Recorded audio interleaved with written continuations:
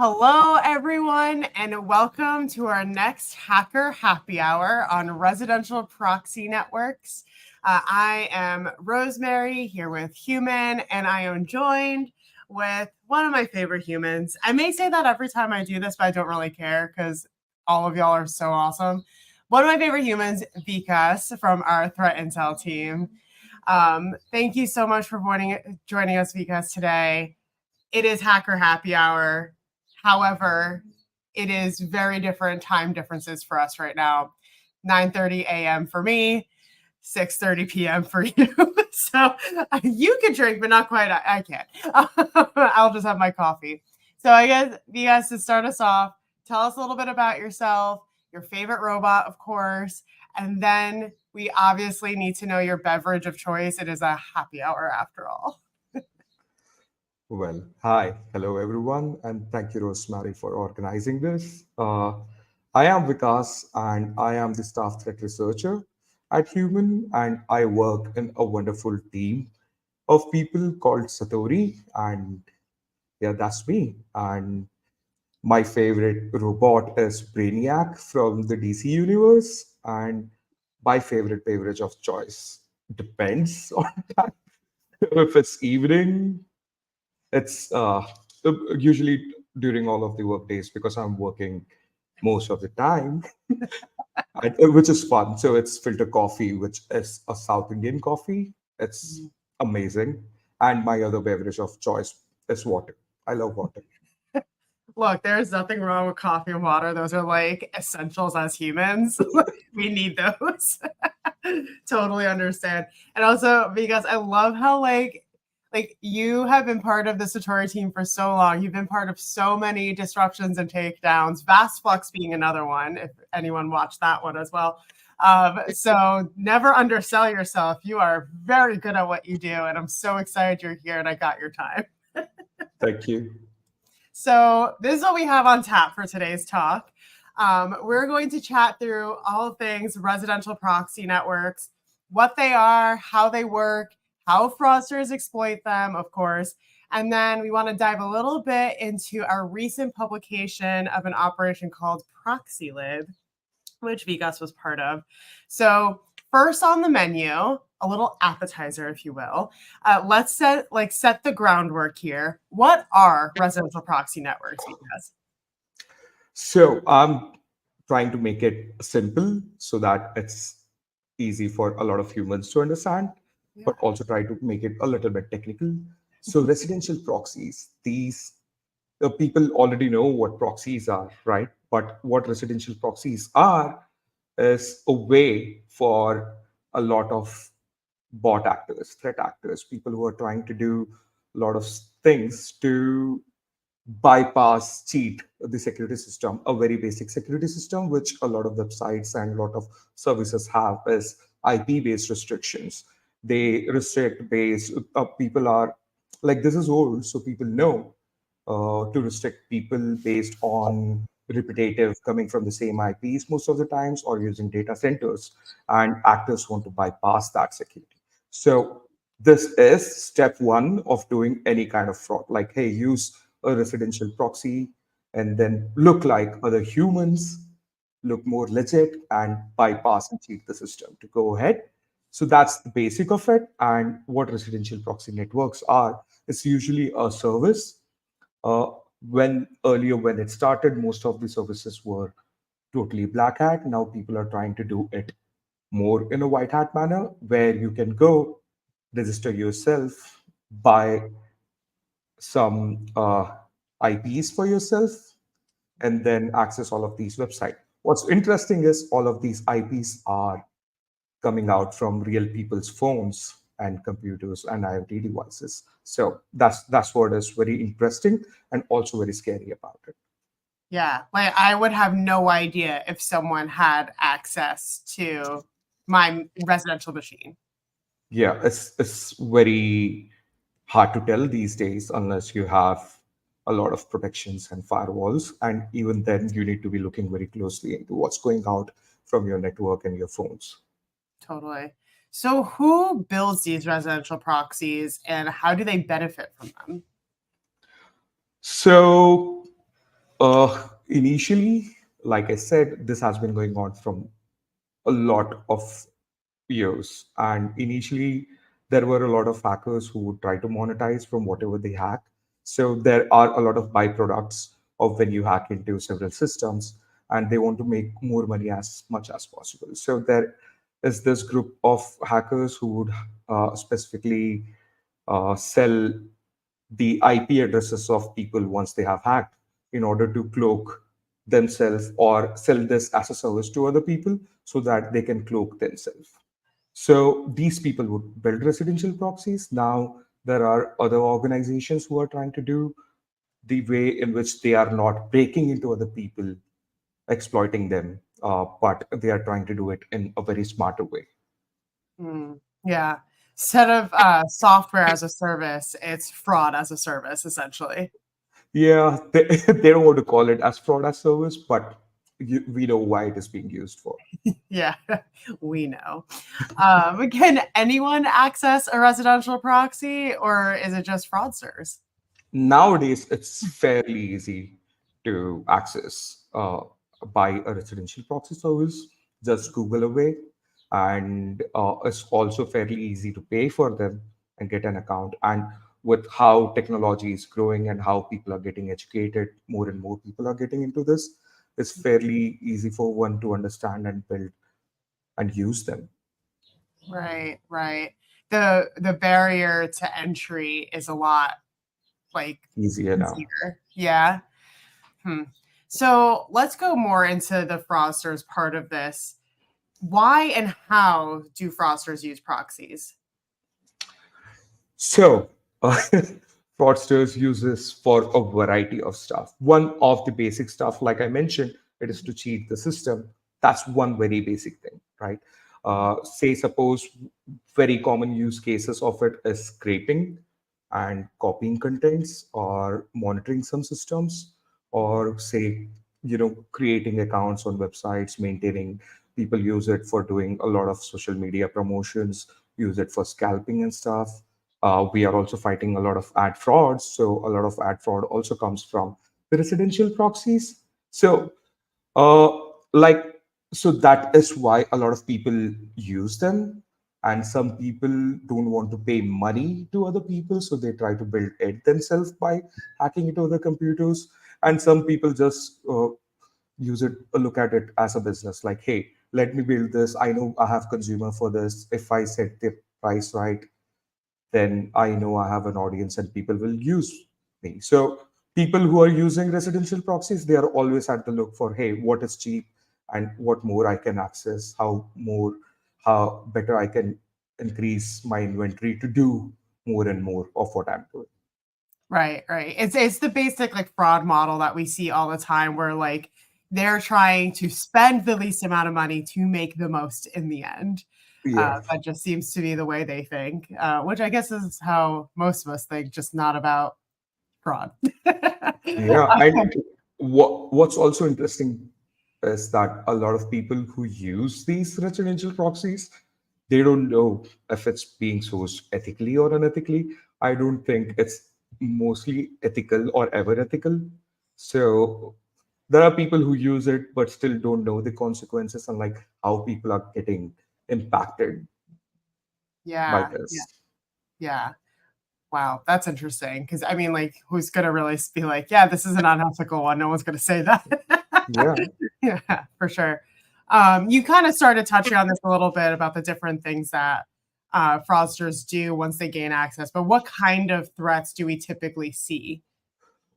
Wow. So there are a lot of threats. There are threats to organizations. There are threats to people who are infected with this residential proxy stuff. So, Mm. like I was mentioning, this is coming from people's mobiles and PCs. So, this residential proxy, its function which lies on people's phones and mobiles. So it's poking a hole into people's devices. So even if people are behind the internet in a local LAN or in an intranet, and if it has a residential proxy exit node function inside it, then it is literally exposed to the entire world. People who have access to their uh, machine through the residential proxy network, people can access whatever is inside that network if they wanted to, if they knew how to. So if people have LAN, like NAS storages, CCTVs, or anything which they are protecting behind their internal network, it is a serious threat. And uh, to what and also like people are paying for their data, so people, everything which goes out of people's machine, so they get charged for it, people have to pay for it, right? And if they do something illegitimate from their machine, so it might put those people into serious risk. Mm. Now, to organizations, it's uh, it's a threat too, because as I mentioned, it's very hard to tell if the person accessing your resource is an actual person, if it's a legitimate person, or if it's a hacker trying to do something, or if it's a bot. So it's really hard to tell, even though there are protections in place.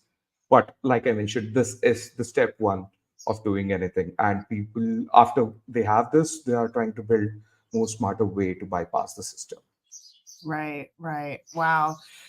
I wonder, like, if people have, like, say, because like everything's connected nowadays, right? The Internet of Things. We have like microwaves that are connected to the internet, fridges. So, like, could they gain access to things like that as well? Yeah, they can. That's so They can silly. also think about this. If someone who is infected with a residential proxy botnet and they are inside a corporate network, so it's a good way to breach into the organization's network. This can lead into severe disasters like data breaches and ransomwares Mhm. and everything. So it's a serious threat than most people would think it's not. Yeah, yeah. But what I love about doing these hacker happy hours is that I feel like this is conversations that I have with you guys, like just in our meetings and whatnot. And I just like get a lot of joy out of sharing this with everyone. I was just realizing that while you were talking. I'm like, this is really cool that everyone gets to just like learn what I get to learn. Okay. Anyway, enough with the soft stuff. Oh, also, if anyone has any questions during this, even though we are not currently live with y'all, please put your questions in the comments. We will get to them once this airs and we will answer them as best as we can. Questions are still very much open to us. Okay, so a few weeks ago, you and the Satori team published your research into an investigation called ProxyLib. And just to give a little bit of an overview of what happened here, this operation used 28 apps on the Google Play Store to enroll devices as nodes in a proxy network when downloaded. And there were 3 million downloads to be exact. And the consumer never knew. This created a large residential proxy network for fraudsters to purchase access to. And we obviously worked with the Google Play Store to take down all of these apps. So all the apps are now down. So I guess Vikas, what was unique about this investigation from your perspective? So from an investigative point of view,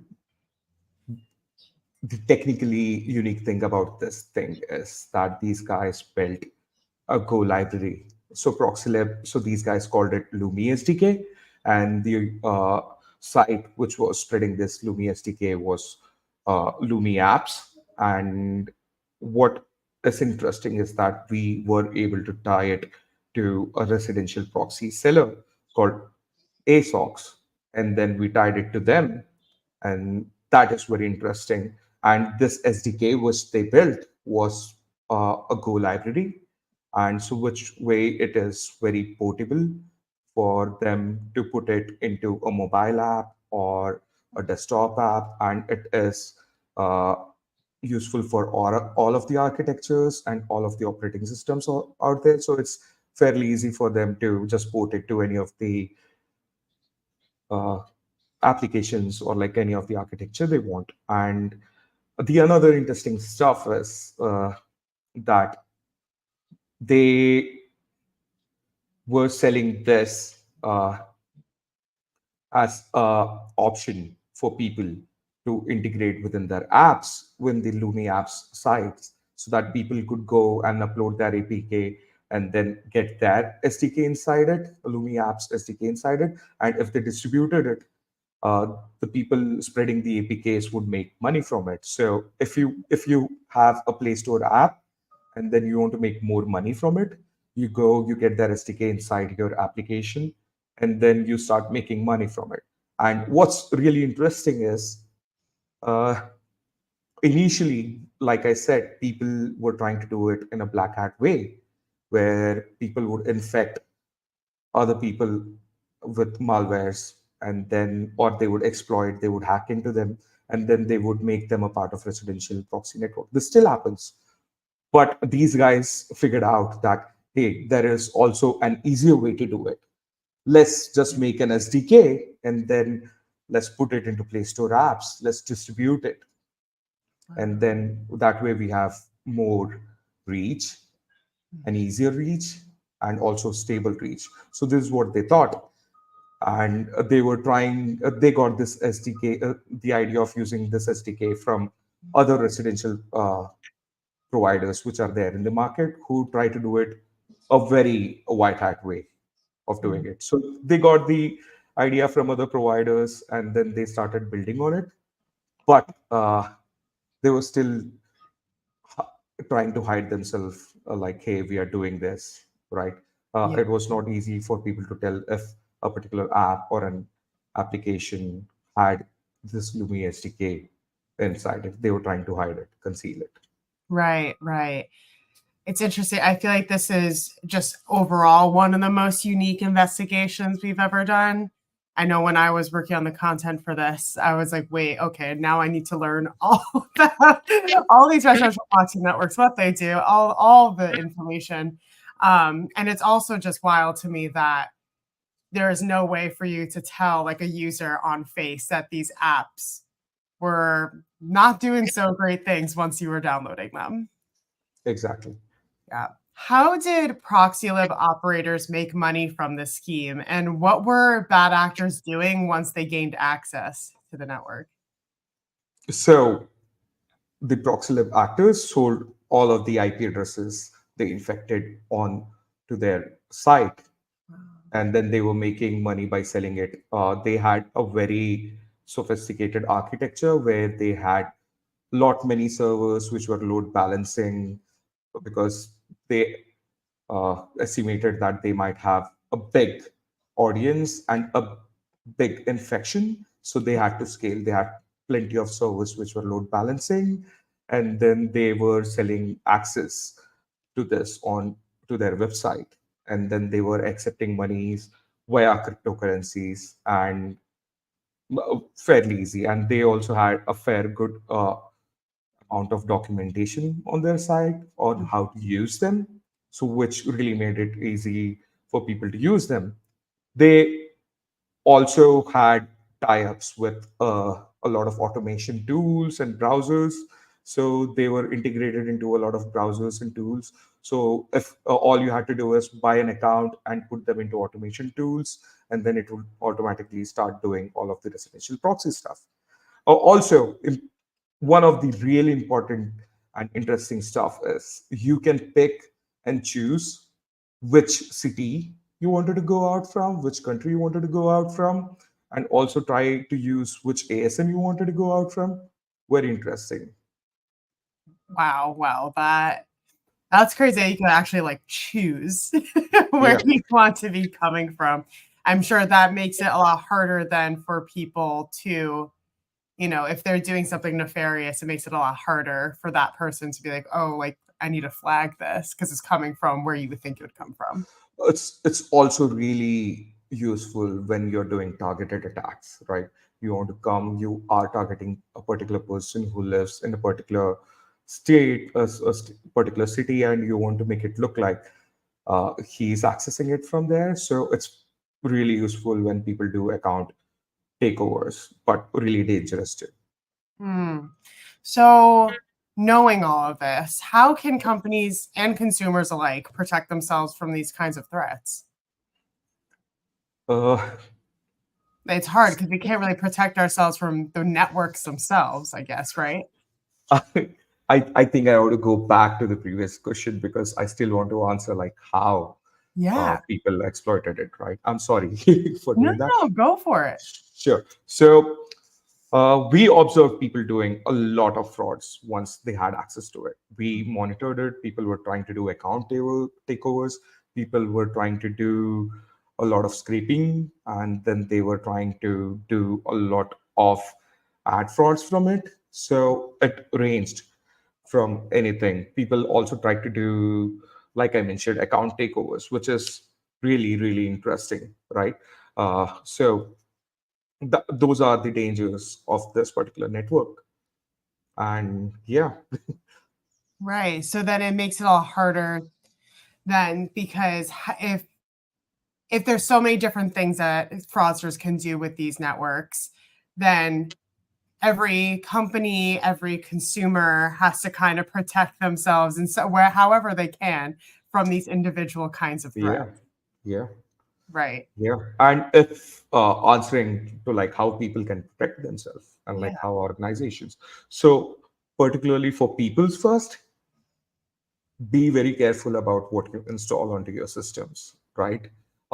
Read if you're installing an app, try to learn more about the app, read the comments, read more about the developer of that application. If you find it fishy, don't use it. Or if you have to use it, uh, pay close attention to what's happening, Hmm. right? If it's using a lot of your CPU, draining a lot of your battery, and if it's eating up your data, be careful about it. If you can install, do set up a firewall in your network, be vigilant of what's happening in your network. Right. And as for organizations, I mean, use us. I didn't Yeah, tell but that. yeah, but honestly, like for organizations, please be vigilant if there is someone who is using Mhm. any of these infected devices. Have a more stricter device policy, and if you are working in a corporate, be mindful of what's there in your phone and your laptops. Mm. Only use what you trust, right? Keep your app count as limited as possible. Only use what you trust, and what you don't trust, don't use in a Yeah. corporate network, right? And if you are an external facing service provider, then uh, it's very hard to tell if it's a real person or if it's a Right. bot or a bad actor. So try to build more protection around residential proxy networks and try to use services which helps you detect if a particular action is coming from a real person or if it's coming from a bad person or if it's coming from a bot. So try to build more security towards that and use us. Right. Well, I think it kind of goes back to what you said at the beginning that like no one is able to really tell on face unless, they have this kind of knowledge, background, education like y'all do, like the Satori team does. So like I mean, it's incredible that you guys uncovered all of this, especially since it is so difficult to uncover what is real versus what is not, everything that we do here, right? Well, thank you so much, Vikas. Is there anything else you would like to add or anything that we missed here? Do you think?